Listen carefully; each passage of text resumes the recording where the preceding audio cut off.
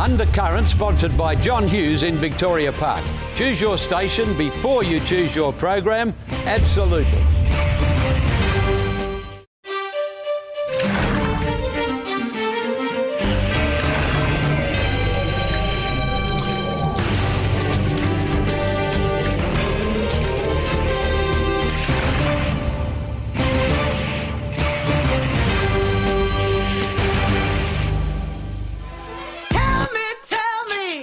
Is life just a playground? Think you're the real deal, honey, and someone will always look out for you. Hello and welcome to yet again another episode of Undercurrent. I'm Christy Molliker and it's a pleasure to have your company here this evening. And this week finds me literally trying to cool down here in the Harold Boas Gardens in West Perth. Well, first up tonight, Sarah Miller takes a sneak peek at the upcoming Community Service Excellence Awards.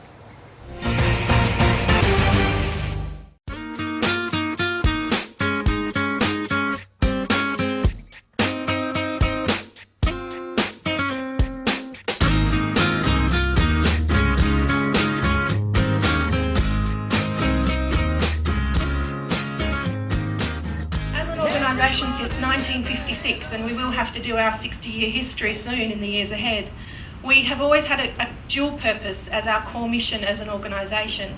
WACOS is here to support community service organisations that are working in WA, but we're here to do that because we're committed to vulnerable and disadvantaged West Australians, and that's two sides of the same coin for us. So we're here to provide that support, that care, that leadership and a voice, an effective voice, to try and support those people with the struggles that they're experiencing out in the community.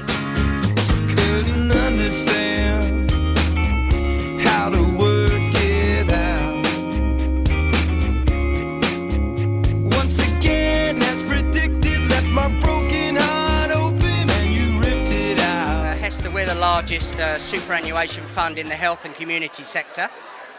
So a lot of the people that are in the community, disability, childcare, aged care, nursing, obviously if they're in a paid employment they have superannuation paid and they hopefully choose Hester as their choice of superannuation fund.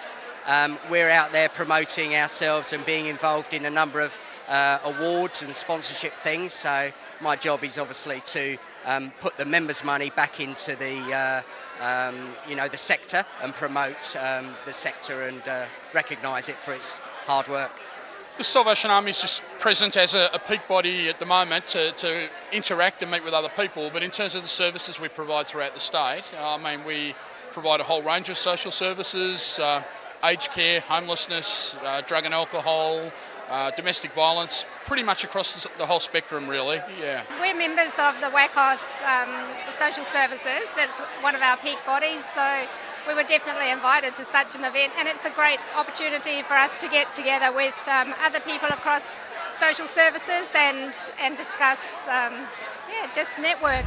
I am very pleased this morning to be launching the 2012 Community Services Excellence Awards program today. During the past year, the government has provided $6.6 million for the HUGS, the Hardship Utilities Grant Scheme, which is demand funded. This funding helps people who are experiencing difficulties, financial hardship, to ensure that they continue to receive those essential services. And a total of $10.1 million has been allocated for our financial counselling services. These awards, once again proudly presented by the State Government and WACOS, take place on the 9th of May during the Western Australian Council of Social Services Biennial Conference. And most importantly, those awards are also an opportunity to showcase that fantastic work that community services organisations and individuals do.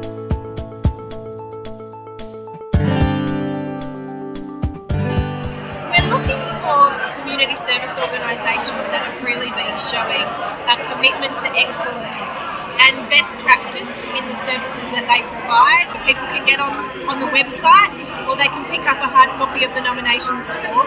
It's quite a simple form to fill in. We'll put together a judging panel with the Department for Communities and WACOS, and then we'll announce the finalists and promote them in the sector in April. And finally announced the winners at an awards night and dinner on the 9th of May. Despite the unfortunate weather, the breakfast received an impressive turnout. Nominations are now open until March 2nd. If you would like to vote for a generous community service provider, please visit the Waitrose website for more information. I'm Sarah Miller, reporting for Undercurrent. Well, when temperatures soar, as indeed they have this week, we all like to put ourselves as close to a water source as possible, but sometimes that makes a recipe for disaster. Well, next up, Sarah Miller reports on the all too common occurrence of child drownings. A 23-month-old girl and a 7-year-old boy tragically drowned in WA over the festive season, which once again raises the issue of how quickly and easily it is for a child to drown, even in your own home. It is important that this message is heard and passed on in order to prevent any more drowning-related deaths. In WA, we have seen numbers of toddler drowning deaths reduce, but obviously with the 2 deaths earlier this year, it's something that we still really need to work on. I don't think it's become an increasing issue. It's actually been reduced. That drowning in the backyard pool recently was the first drowning in 2 years. A lot of drownings do happen in the backyard where a young child falls into the backyard pool. They've never experienced swimming before, they've never been in the pool before. Often they're fully clothed. It only takes 30 centimetres of water to become a potential drowning hazard. I was actually away with work at the time, so I got that phone call that I guess it's a cliche, but that phone call that every parent dreads, that there'd been an accident at home and that Samuel was in hospital and things were looking pretty critical. According to the Royal Lifesaving Annual Drowning Report, there were 315 drowning deaths in Australia between July 2010 and June 2011, an increase of 0.3% compared to the year before. Samuel was 2 years, 8 months old at the time. Really lovely, cuddly, happy boy, bouncing around the place. It was certainly a joy to have around. He was playing in the backyard with his older sister, who was 5 at the time, in the area fenced off away from the pool. For some reason, Samuel has wanted to get into the pool area. He's actually shaken a panel of the pool fence and it has come out of its brackets, which has given him access to the pool.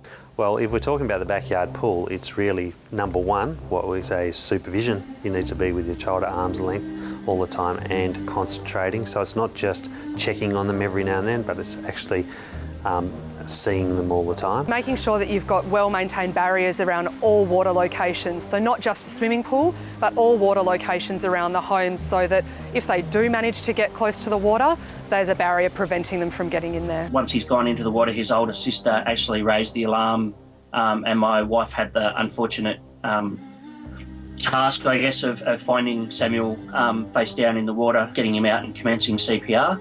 As a consequence, Samuel had 9 days in intensive care, with 4 of those on life support, and then an initial 4 months in hospital with intensive rehab, etc. And sort of, a bit over 5.5 years down the track, he's subsequently had 50-odd hospitalisations, 10 major surgeries, and we've simply lost count of the number of visits that we've had to hospital for associated treatments and therapies. We look around the home and not just think of the swimming pool as the most at-risk location, but to think of other areas like the bathtub, ponds, dog bowls.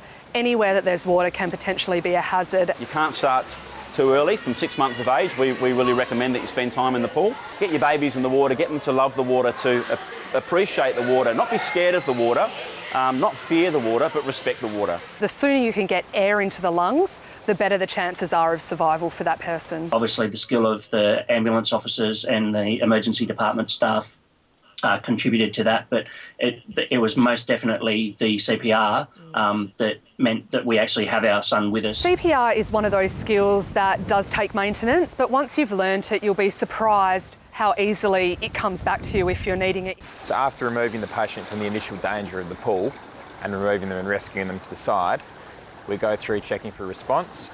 Once we ascertain there's no response from the patient, we then need to check about their condition. So we check their airway to make sure there's nothing in there, and then we open their airway up. Once their airway's been opened, then we maintain their breathing for them if they're failing to breathe. There's different sections of learning to swim.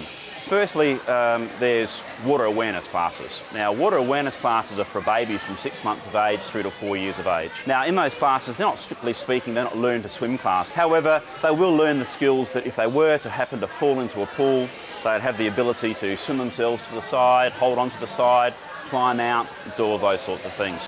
How's Samuel doing now? He's been stable for the last couple of months, which is really good. Unfortunately, he, as I mentioned, he is quite severely disabled, and we do have a number of ongoing issues dealing with him. Yeah, he's managed to stay out of hospital the last couple of months, which is certainly a welcome change. But unfortunately, over time, he is deteriorating because of the consequences of the near drowning. Child drowning is a terrible tragedy that can most of the time be prevented. Please keep watch and teach your children to swim. I'm Sarah Miller, reporting for Undercurrent.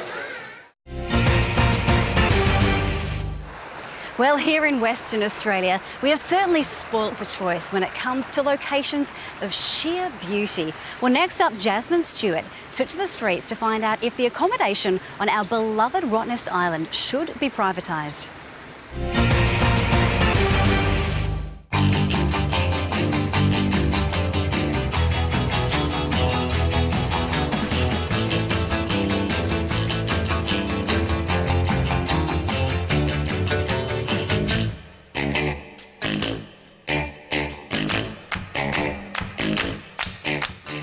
Should the current Rottnest Island accommodation be privatised, or should it be left as it is? We hit the streets of Perth to find out what you think. Do you think the Rottnest Island accommodation should be privatised, or do you think that the government should? No, that's like one of my favourite spots from when I was a kid. Rottnest. No, And why is that? because it's just so good the way it is. Yeah. I think it should be kept as it is. I think left as it is. It's fine the way it is. Do you think Rottnest accommodation should be privatised? No, it should be cheaper. Definitely not. Keep it open for everyone. No, I don't. If it's privatised, it'll probably become more expensive and we'll probably lose tourism. Do you think that's a good thing or a bad thing? It's a bad thing. And why is that? Because it's already expensive enough as it is, and no one can afford to go, so. Do you think if it did become privatised, it would just become too expensive and people would stop going there? It would, yeah, it's probably already getting too expensive, and if it did get privatised, it would become way too expensive, so it's good how it is at the moment. Because, you know, it's already expensive and, you know, make it less accessible to the average people. Yeah. Did you think it was too expensive when you travelled there? Yeah, I did actually, yeah. I already think it's too expensive, and I already think that it's probably not good enough as well. Yeah. So do you think it still needs to be redeveloped a little bit? I do, yes, definitely. Do you think Rottnest needs to be renovated at all, or do you think it's okay? It does. It's definitely getting old with its age, so it does definitely need to be updated a little bit. I think it's good the way it is. Yeah, it's improved a lot in the last 10 years. And do you think Rottnest needs a facelift at all? No, I really like it. I think it's, you know, a nice place to go. It's relaxed and comfortable and, yeah, no, it doesn't need to be upgraded. No, I like Roto the way it is, the way it's always been. I think it should be renovated because it's like really old and like worn down, yeah. I think there's just so much politics going on with it that it doesn't matter what we say, they're not going to take any notice anyway. It seems most of you think that the Rottnest accommodation shouldn't become privatised as it will become more expensive, but maybe Rottnest does need a little bit of a facelift. I'm Jasmine Stewart, reporting for Undercurrent. Well, whatever the decision, I am sure Rottnest Island will stay firmly in the hearts of all of us here in Western Australia. Catch you on the other side of the break for more Undercurrent. Undercurrent, sponsored by John Hughes in Victoria Park. Choose your station before you choose your program. Absolutely.